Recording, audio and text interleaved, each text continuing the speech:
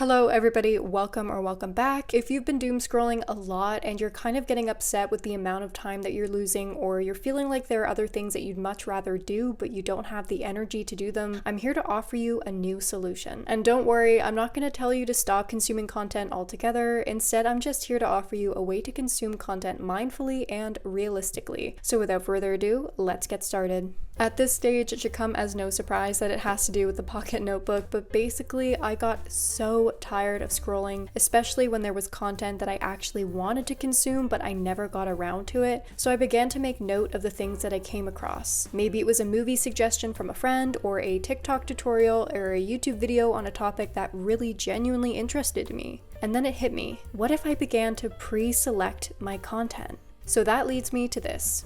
This is my content bank. A curated microdose of content pre-selected by me, so what I consume can be tailored to my genuine interests over my insecurities.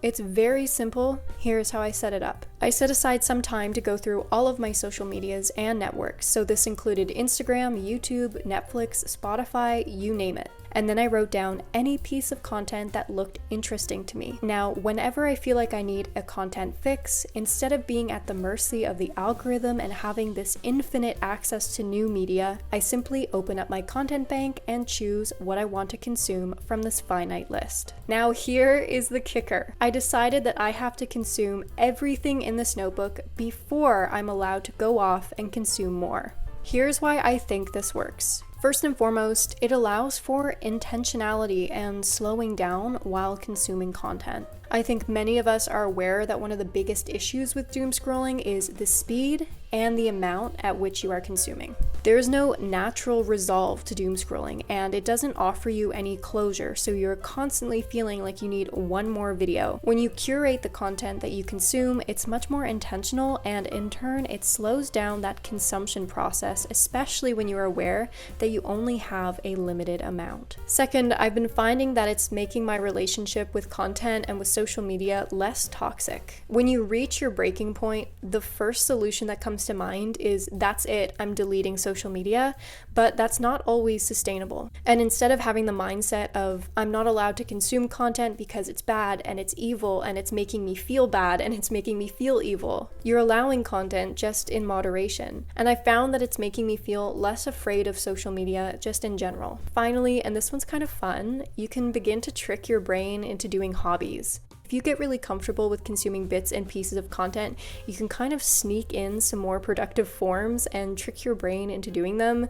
So for example, I kept coming across these really adorable beaded fish charms, and I had probably saved like 4 or 5 videos on how to make them. So I finally wrote down a tutorial in my content bank, and I actually watched the tutorial and ended up making a fish. Actually, to be more specific, I ended up making about a dozen of them. And that is time that I would have otherwise spent scrolling, but instead I did a craft, so that's fun. I've also written a few things down that kind of tiptoe into learning. So I have a few tutorials up here on music theory, I have a couple more down here, and I even have one on learning DaVinci Resolve. So I'm kind of slipping in some more productive ones to catch myself off guard. But you could even start writing down something like read 1 chapter of a book. I'm in the beginning stages of this, so there may be more iterations to come, and I'm kind of already brainstorming ways in which that I can expand upon this, and I have a few modifications that I think would be fun to incorporate in the future, so let me get into those. For starters, I think it could be a really fun idea to start setting challenges. So for example, right now I don't have a time frame for any of this content, but I thought, what if you only allow yourself these 2 pages per month? Or maybe you're not at that stage yet, so maybe you allow these 2 pages per week. Or if you're not wanting to write all of this down at once, you can decide to just consume content for one day. Maybe you pick 3 to 4 items that you want to consume that day, and you only write down 3 to 4 items. I think that when you set challenges, it can make it a more engaging experience and also may leave you some room to reflect. And that's another potential modification that I think could be really fun, is to incorporate a reflection aspect or a journaling aspect. not. So if you want, you can track what you consume on which days and how it made you feel after consuming. You could even jot down little reflections about what you learned or what you took away from it. So not only will this help with retention and remembering what you actually consumed, but it will give you a chance to approach your consumption with curiosity. So if on certain days you're consuming much more than others, you can look into why. Maybe you had a really bad mental health day and it just felt like that was what was there for you. Or if on another day you consume close to nothing, well, maybe you went out with friends and that was a reason. I think just inviting that curiosity is another way to make you feel less afraid of social media and of content consumption. Another modification that I've done is you can color code by content type, and this is really extra and you definitely don't have to,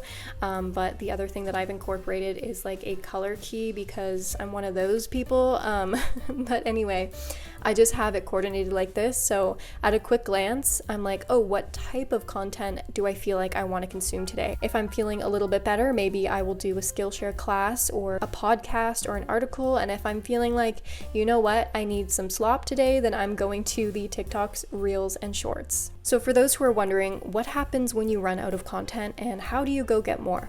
That is an amazing question. Thank you for bringing that up. So this can be a slippery slope, but once again, we're trying to take away the fear surrounding scrolling. So first, you can see it as a scouting mission. You are tasked with the challenge of going in and going out, seeing what you think is interesting, writing it down, and then leaving it be. What I'm planning on doing for like the upcoming month is I'm gonna start by checking all of my bookmarks and save folders first, because you would be surprised just how much content you have been storing. Now, if you are actively going on social media, here's how you can do it without ending up doom scrolling. First, set a timer for 15 minutes for content exploration. So once again, you have a finite amount of time to go and gather content. Second, check your favorite creators and websites first, because you know that this content is already pretty good. And third, you can even set a topic challenge for yourself, so you can pick a theme. Maybe you're seeking out content specific to space science or AI or beauty or psychology. Now, for those wondering how to take this with you or whether you should, I say yes. I know that for most of us, like myself,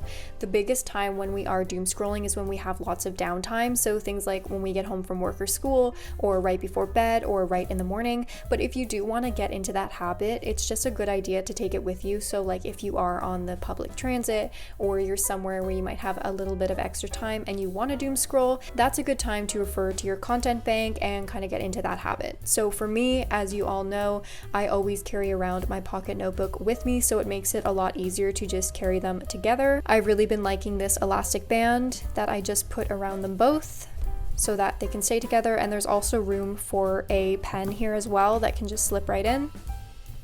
This one's just from AliExpress, but I'm sure you could find something similar on Amazon or your local stationery store. But this way, if I'm out and about and I've been doodling in my pocket notebook and it's just not doing it for me and I really want to scroll, then at least I have the options along with me. Anyway, guys, as mentioned, this is just my first iteration. I'm sure there will be modifications to come, but I wanted to introduce it to you now because it's been helping me as of late, and I know that content consumption and doom scrolling can be a struggle, and I want everybody to know that they are not alone and we are all in this same sinking boat.